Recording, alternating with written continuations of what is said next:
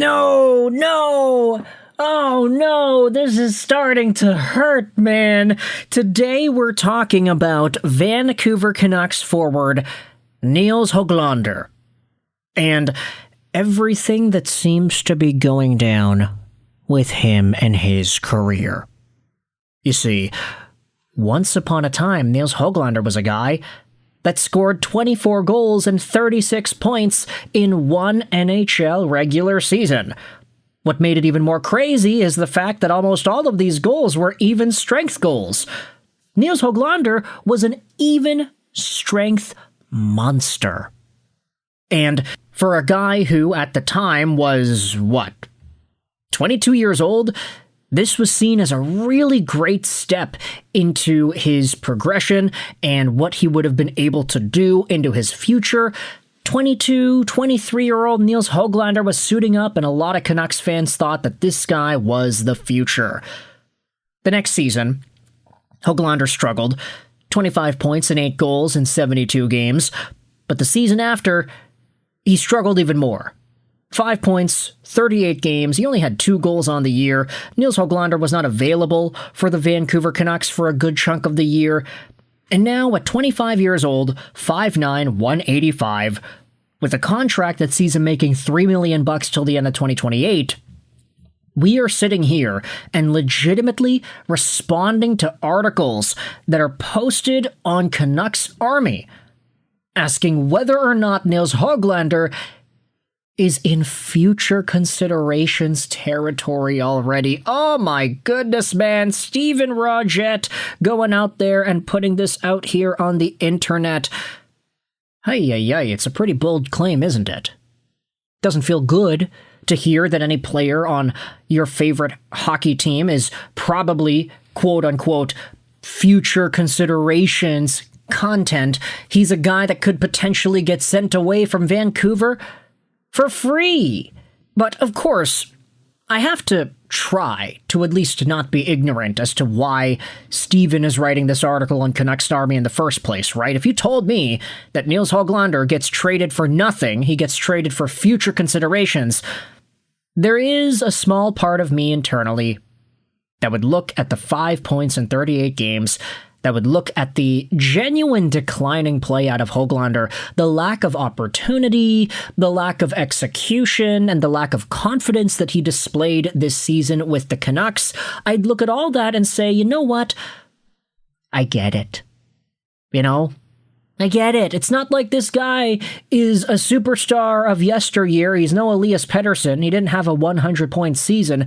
He had a 36-point season, and that's really good, especially with all the even-strength goals that he had. But to see him fizzle away and not be able to replicate that level of success, it's quite disheartening. And for a guy who is only 25 years old, this is kind of becoming the ceiling as to what he's capable of providing at this stage of his career. He should be in his prime. He should be in a position where he's kind of the best he'll ever be. And you're telling me he's getting 5 points in one season? At the very least, it makes sense if you were to think of Hoglander in a change of scenery type move, but I also don't think it's really worth it for the Vancouver Canucks to explore. With that said, let's dive into this article posted by Steven Rogette. It'll be posted into the description below. It starts out by talking about the new front office for the Vancouver Canucks with Ryan Johnson and co-pohos Henrik and Daniel Sedin. Most, if not all, the trades that the Vancouver Canucks can make this summer will be in the form of subtractions, as in trading away some veteran players from the roster so as to create more space for the new generation to take over the team. We've talked plenty about the possibilities of the Canucks trading veterans like DeBrusk, Pettersson, and even Hronek, but there's someone else potentially on the departing block who often gets forgotten about in these conversations, and that's Nils Hoglander. It still feels odd to refer to Hoglander as a veteran, but in many ways he still feels like a younger NHLer just figuring it out. He's 25, though, and just completed his 6th NHL season. Anyone about to enter year 7 is already a career veteran. Some Vancouver fans might be hesitant to see Hoglander move because the last time the Canucks traded someone from that 2019 draft class away, they immediately blossomed with their new team. That was Vasily Podkolzin, who was selected 30 spots higher ahead of Hoglander. But the Podkolzin trade was 2 years ago, which is a long time in the sport of hockey. Both players have aged considerably in the interim and have developed in exactly opposite directions. Podkolzin notched a career-high 19 goals and 37 points this past season with the Oilers. Hoglander had 2 goals and 8 points for the Canucks. Oh, 8 points? Not 5? Wait a minute, it says 5 right here. What's really going on? I don't know. There is some temptation to hang on to Hoglander with one last hope for that long-awaited breakout. Or perhaps breakout isn't the right term here, as Hoglander had broken out before. What the Canucks have been waiting for Hoglander to do is develop any consistency or reliability in his game, and that's something that they might have to reasonably run out of patience on. There is still a chance Hoglander finds himself as an NHL player, but at this point it's a bet with fairly long odds, and the Canucks quite simply have better bets to make. Ogren is ready to take those extra minutes. Lekaramaki is 4 years younger. Ty Mueller probably has more upside worth checking out than Hoglander does at this point.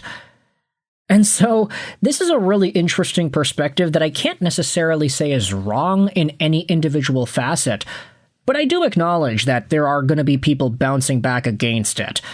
It was posted onto the Canucks sub.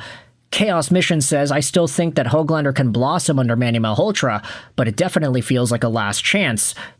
Top reply here says it makes 0 sense to just give him away. He suffered a significant ankle injury this past season. I don't think it's fair to judge his play that heavily. The upside is still there, and we have no need to dump his contract in our current state. I also don't see how it's not worth it to give him ice time over some of the other tweeners we have contracted. He has significantly more upside than almost all of them. Yeah, giving him away is bonkers. The Canucks won't be hitting the salary cap anytime soon, so his salary is irrelevant. Pretty good chance he gets healthy, rebounds well, and finds the trust of Manny and some young line mates to play with. And worst case scenario, if he doesn't rebound next season, you can flip him at the deadline in 2028 to a playoff team looking for depth and maybe get a third-round pick back. And I do think it is an even more fair perspective to look at this. The Canucks don't really have anything to gain by trading Nils Hoglander away, and as long as Hoglander himself isn't feeling any angst about being a Vancouver Canuck, I would be totally fine with the Canucks hanging on to him, especially if the alternative is to send him away for nothing. I would agree at this stage Hoglander's trade value is probably down at the bottom. Like, he has never been as little valuable as he is right now at any other point in his career. And by all accounts, it does seem like Hoglander is or was a fan of being a part of the Canucks organization. Seems like he likes the city, plus he's Swedish, so I think there's automatically a link there. If Elias Pettersson can get going in Vancouver under Manny Malhotra, maybe Nils Hoglander also can do the same. Maybe with Lekaramaki and Ogren and Elias Pettersson and all the other Swedes, there can be a brand new, I don't want to say faction, but, you know, we all talked about the Swedish House Mafia with the Vancouver Canucks decades ago. Maybe there's a possibility something similar can happen now. Especially with the culture change, right? So with that said, you can let me know your thoughts in the comments section. How do you feel about Steven Rodgett's article over here on Canucks Army? Is Hoglander in future considerations trade territory already? Do you agree? Disagree? Let me know in the comments all your opinions. I hope you enjoyed this video. And bye.